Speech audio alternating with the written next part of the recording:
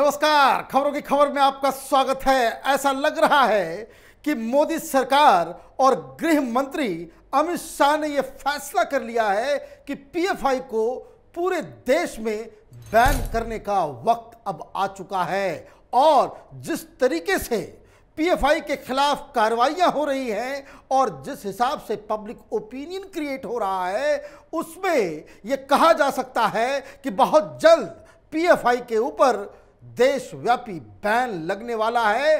और अब जो आज की सबसे बड़ी खबर है कि मुस्लिम संगठन भी अब पीएफआई के खिलाफ अर्जियां देना शुरू कर चुके हैं। हिंदुस्तान का सबसे बड़ा सूफी ऑर्गेनाइजेशन, उसके प्रेसिडेंट ने आज गृह मंत्री अमित शाह को पत्र लिखकर ये गुजारिश की है कि इस पीएफआई के ऊपर कंट्रोल करना बहुत ही जरूरी है, क्योंकि जो तमाम हिंसा जो पिछले 5-6 महीने से हो रही है, चाहे वो नकाब का मसला हो, हिजाब का मसला हो, रामनवमी का मसला हो, हनुमान जयंती का मसला हो, जो पत्थरबाजी और तमाम हिंसक घटनाएं जो देश में हो रही है, उसके पीछे यही पॉपुलर फ्रंट ऑफ इंडिया, ये कट्टरवादी संगठन पीएफआई है। और ये कोई आरएसएस या बजरंग दल के लोग कह रहे होते तो इसे तो टाला भी जा सकता था, लेकिन जब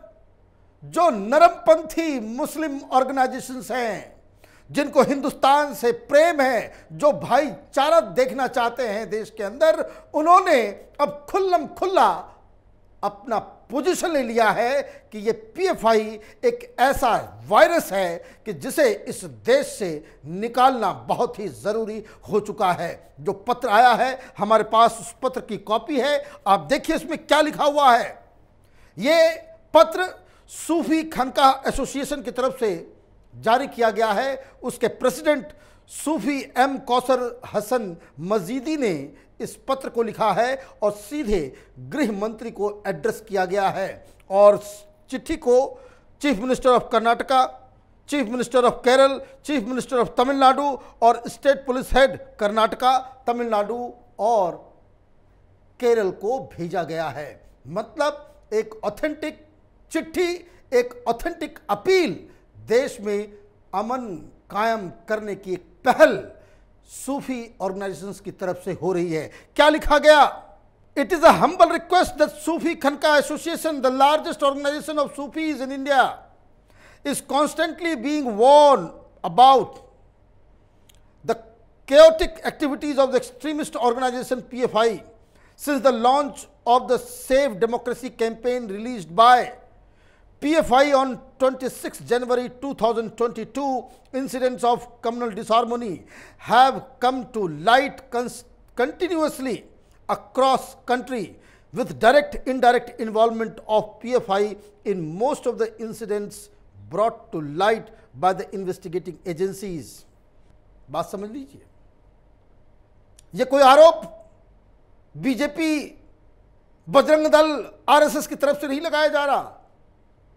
ये साफ साफ मुस्लिम सूफी ऑर्गेनाइजेशन का जो सबसे बड़ा ऑर्गेनाइजेशन है, वो ये कह रहा है कि ये जो सेव डेमोक्रेसी कैंपेन पीएफआई ने ये जो फर्जीवाड़ा शुरू किया था 26 जनवरी 2022 से, तब से हिंदुस्तान में ये जो अमन और चैन हिंदुस्तान की गलियों में वो खत्म हुई है, उसके पीछे डायरेक्टली या इनडायरेक्टली पीएफआई का हाथ है। आगे क्या लिखा हुआ चिट्ठी में? The situation has worsen since the Kota conference of February 17 and the webinar in Ahmedabad on February 28, 2022, especially after the hijab issue has led to a spurt of violent incidents in South India. The involvement of PFI in the violence during the Shobha Yatras of Ramnavami in North and West India is matter of concern. ये साफ साफ ये सूफी Khanqah association ये PFI को इसके लिए दोष दे रहा है कि रामनवमी के दिन जितने भी ये जो पथराव की घटनाएं हुई नॉर्थ इंडिया और वेस्ट इंडिया के अंदर, उसके पीछे पीएफआई का हाथ है।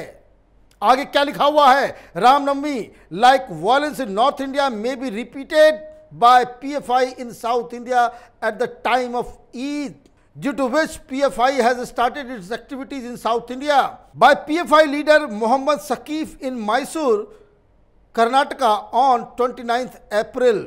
The provocative statement made at the iftar party confirms this fact. मतलब ये सारी डिटेलिंग कि पीएफआई किस तरीके से हिंदुस्तान में मुसलमानों को बरगला रहा है, अफवाहें फैला रहा है, और ख़ास करके जब से ये हिजाब का मुद्दा आया उस वक्त से जो वायलेंस हर जगह हो रहा है वो उसके पीछे पीएफआई है। अब ज़रा मुस्लिम संगठन के इन बातों को हिंदुस्तान के जो लेफ्ट लिबरल कबाल, जो सेकुलर पार्टियां हैं, ये जो लुटियन गैंग है, उनकी बातों से आप उसे मैच करें। सुप्रीम कोर्ट के अंदर जहांगीरपुरी में जो वायलेंस हुआ उसके पीछे भी बताया जा रहा है कि पीएफआई का हाथ है, ये मुस्लिम संगठन बता रहे हैं, लेकिन कपिल सिब्बल हो चाहे दवे साहब हो, सुप्रीम कोर्ट में जाकर के ये कहते हैं कि ये आरएसएस और बीजेपी की साजिश है। ये तो उनके ही समुदाय के लोग इस तरह का आरोप लगा रहे हैं कि ये देखिए ये क्या हो रहा है।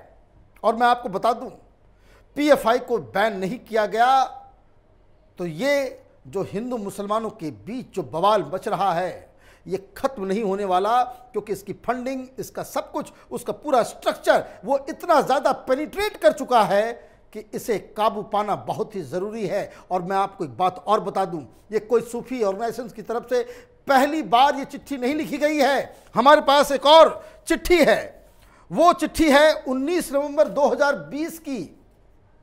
2020 में ही एक पत्र लिखा गया देश के राष्ट्रपति को, किसके द्वारा? तो सूफी इस्लामिक बोर्ड, और उसके चिट्ठी लिखने वाले थे national general secretary Shah Syed Hussain बकाई।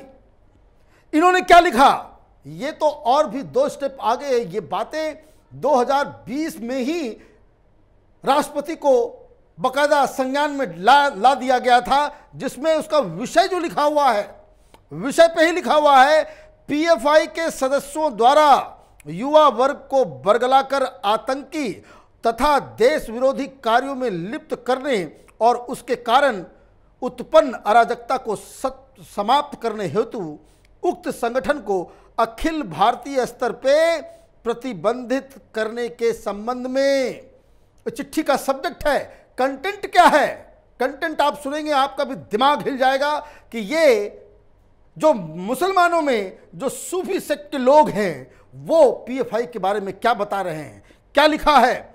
सविनय निवेदन है कि प्रकाश में आया है कि आतंक समर्पित संदिग्ध संस्था पीएफआई के लोग अपनी राजनीतिक शाखा एसडीपीआई के द्वारा युवा वर्ग को तथा कथित जिहाद के नाम पर 72 हूरों का लालच दिखाकर इस्लामी साम्राज्य की स्थापना करने का मनगढ़ंत उद्देश्य दर्शाकर युवा वर्ग को गुमराह कर उन्हें देश विरोधी गतिविधियों में सम्मिलित करने हेतु प्रोत्साहित कर रहे हैं। यह वही संगठन है जो नागरिकता कानून के विरोध में प्रदर्शनों में होने वाले हिंसक घटनाओं में शामिल रहा है, और हाल ही में हाथरस मामले में इस संगठन की संदिग्ध भूमिका रही है।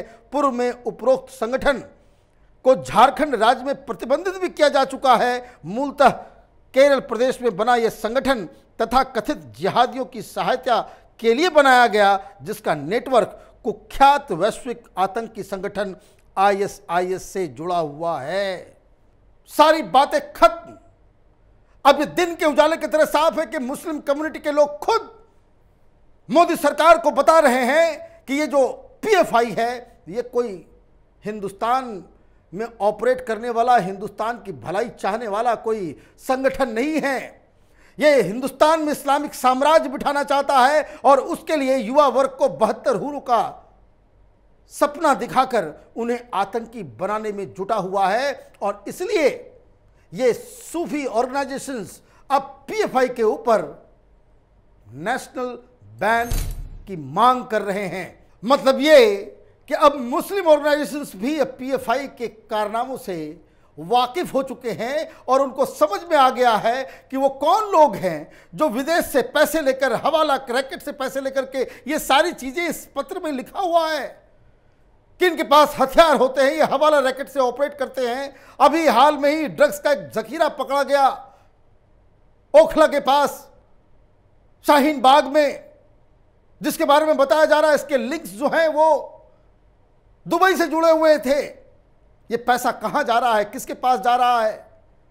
यूपी के अंदर जब सरकार ने इन्वेस्टिगेशन करना शुरू किया था शाहीन बाग के दौरान, मालूम चला कि 150 करोड़ के आसपास 15 दिनों में बैंक से विड्रॉ किए गए और उत्पातियों को, उपद्रवियों को के बीच पीएफआई ने इतने पैसे बांटे थे कि ताकि पूरे यूपी में आग लगा दिया जाए।